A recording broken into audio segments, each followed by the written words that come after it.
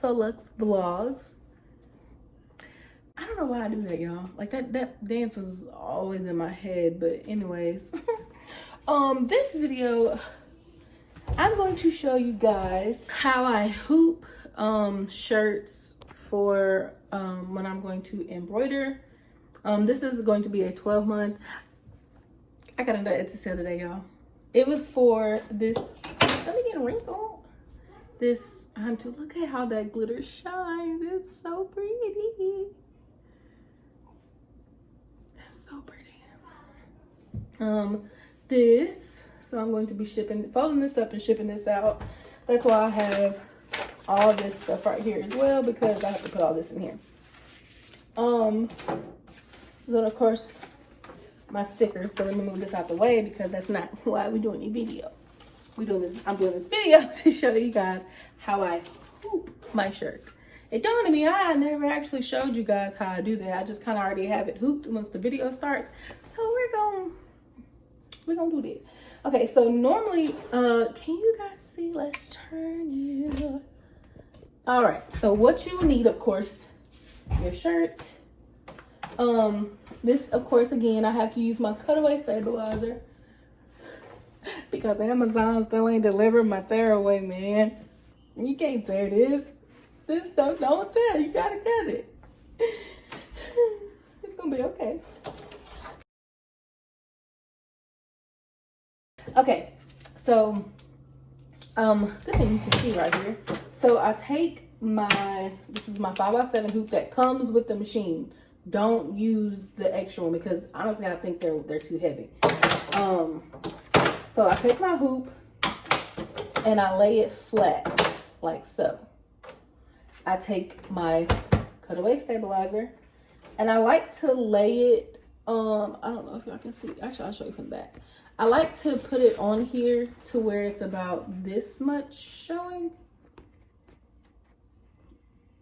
on the back of it, and you lay that on top of your hoop. And then I just take my top, and if you look, I think the ones that are extras too come with this, I don't know, but there's a triangle right here, and that'll let you know. I can get it to focus. Focus on the triangle. There's a triangle on here to let you know, like, that's the top.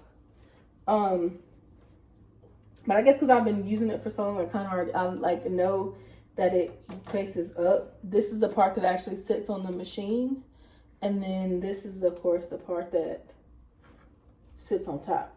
So I just like place that like so, and then you have to press. I have y'all look like a really weird angle. I'm sorry. So I'm gonna press.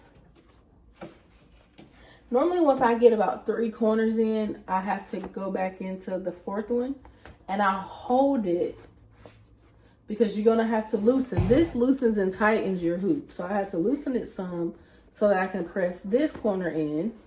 And see, now I have all 4 corners in, and then that kind of sounds like a drum, but not enough to me. So I'm going to tighten it.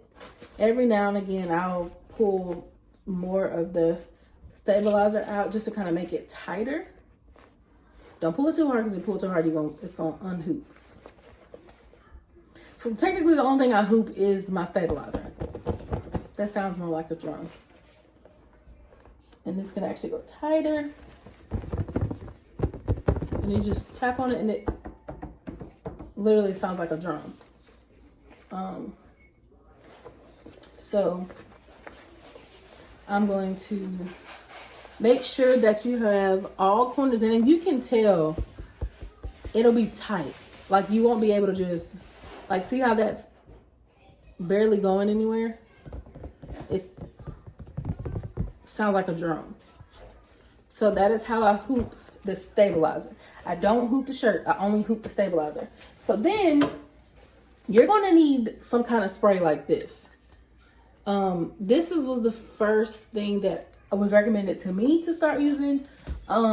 Basting Adhesive, Spray and Bond Basting Adhesive.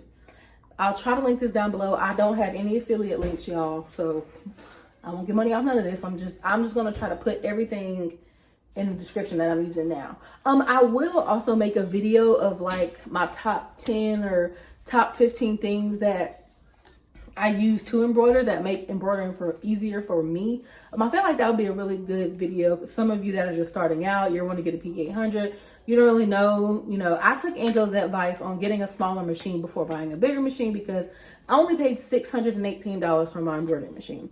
That machine has already paid itself off, and I bought that machine in March. Yes, I bought that machine in March, and by, wow, that was right when Corona was about to hit. That is so crazy.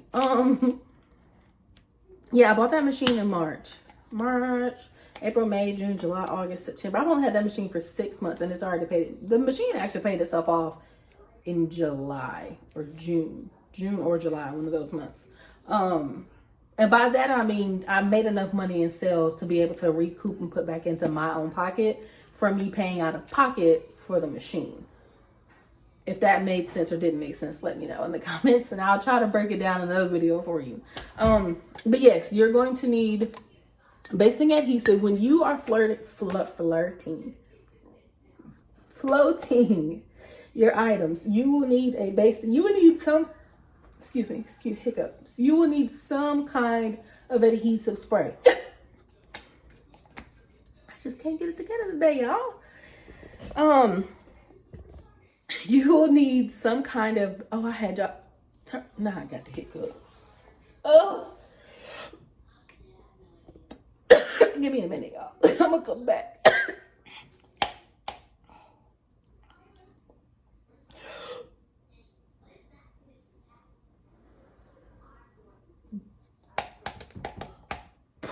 Anybody else hiccups be killing them? Like, I swear I'd be about to die. Anyways, I done coughed. So let me put some more sanitizer on, y'all. We gotta stay, too many germs going around here. We gotta stay, that was a lot. Oops, sorry. But yes, so I'm about to choke my, y'all, I gotta,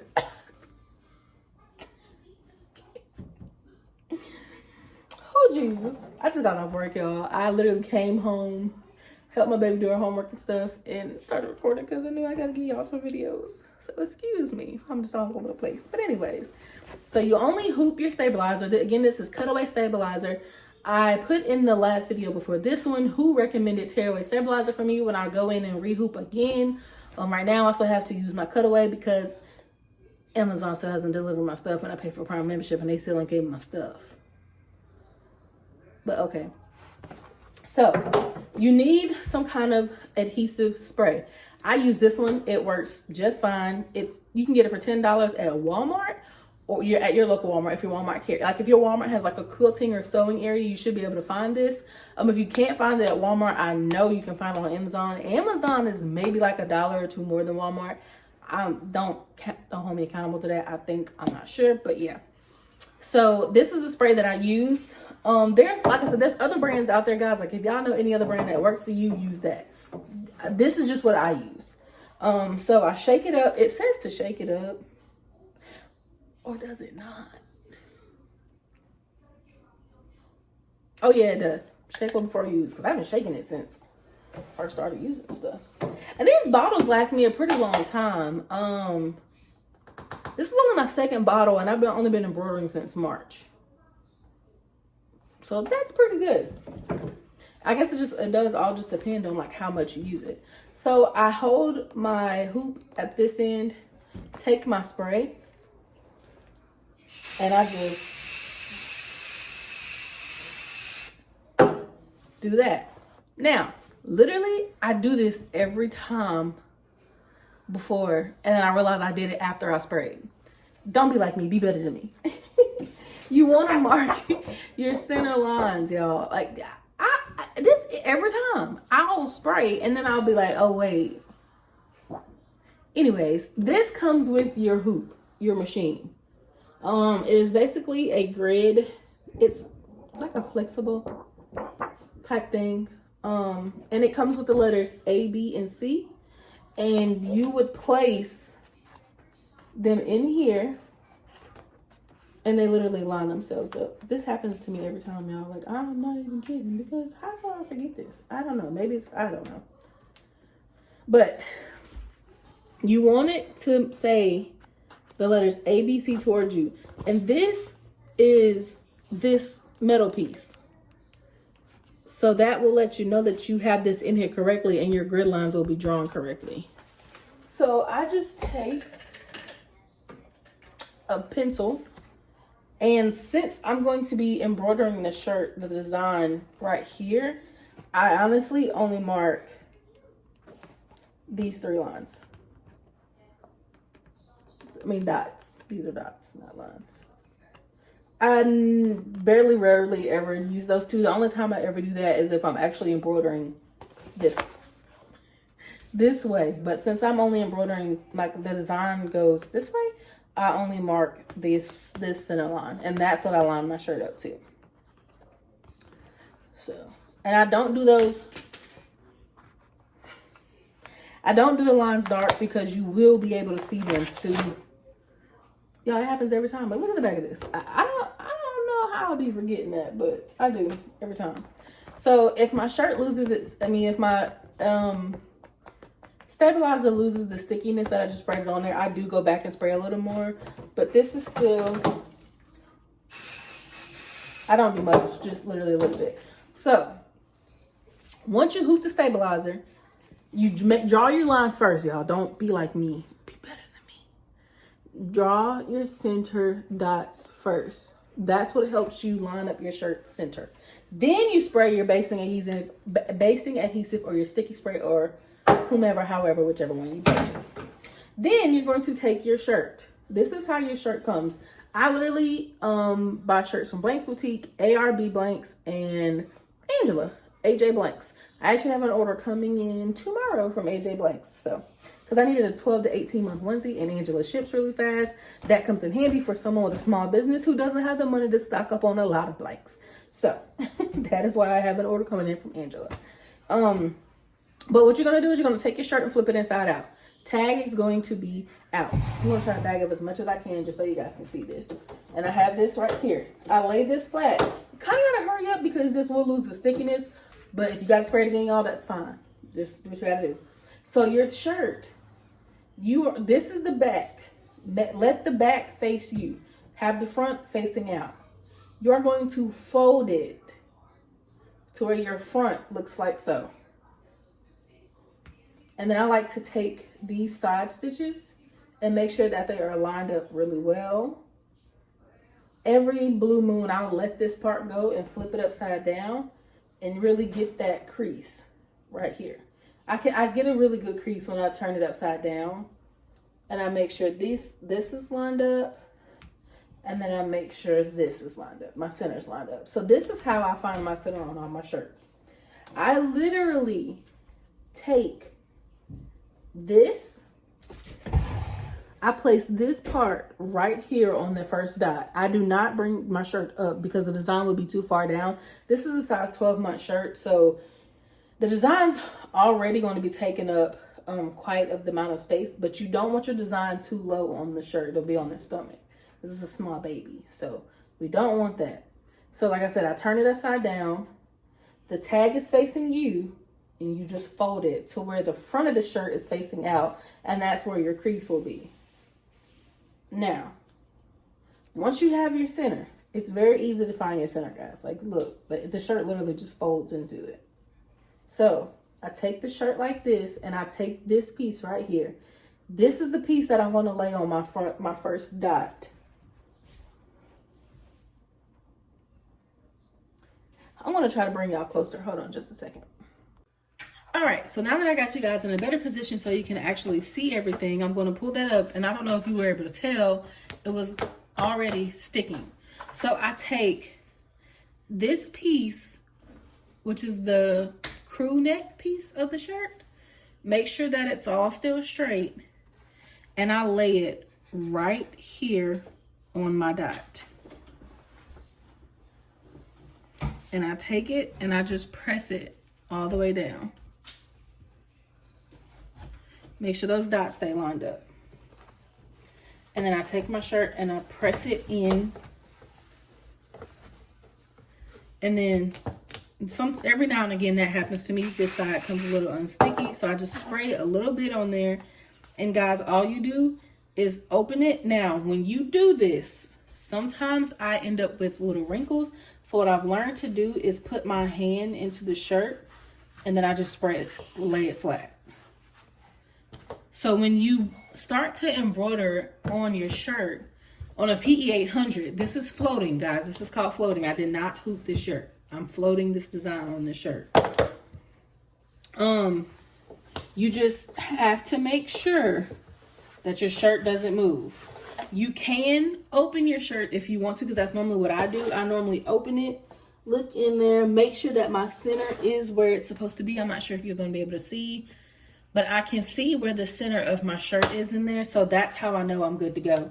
Every now and again, I might catch myself like just eyeing these two. Like if this side is right here, this side is right here, I know that it's straight. I've also done this as well. You can kind of eye and see that this, oh wait, you guys can't see it. Okay, there we go. I've also eyed and said that, noticed that this is even. The shoulder part is even. So I've also done it that way. Never look at this side because it's going to confuse you and you don't want that. So this is how I hoop my shirts when I'm getting ready to embroider on the PE800. And like I said, guys, I just float the design. I just float the shirt. While I'm embroidering on the shirt, I just open it like so. And then I just hold it open so that the design can embroider on it. Yes, on the PE800, you do have to babysit, but that's okay. Guys, we'll get to the point where we can get a multi-needle and we can just let it go and do its thing. But yeah. All right, guys. So that's all I wanted to show you was just how I hoop, I will float shirts on the PE800. This shirt's all folded and ready to go to be shipped out tomorrow. So yeah. But y'all stay grateful, stay thankful, stay blessed. Y'all have a good night. If there's anything else you guys can think of that you want me to do a video on, just let me know. And of course, I don't mind. Like I said, there also will be a video coming of all the things that I use when I am hooping. When I am embroidering, like my top 10. I don't even think there's 10, maybe 15. 10 or 15 things that I use when I embroider, just to kind of make it an easier process for me. When I ship my shirts, I ship them in this clear little plastic poly mailer. I got it from Amazon. They come in like a pack of 100. And my printer wants to be crazy. Wake up. So, once that prints, I'm going to put the packing slip in here. I think I exited out of that. And I did. So now I gotta find it. Okay, guys. So yeah, I'm gonna go ahead and end this video. Stay grateful, stay thankful, stay blessed. If you're new, make sure you subscribe, hit that like button. If there's anything else you want to know, comment down below, and I'll see y'all in the next video. Bye.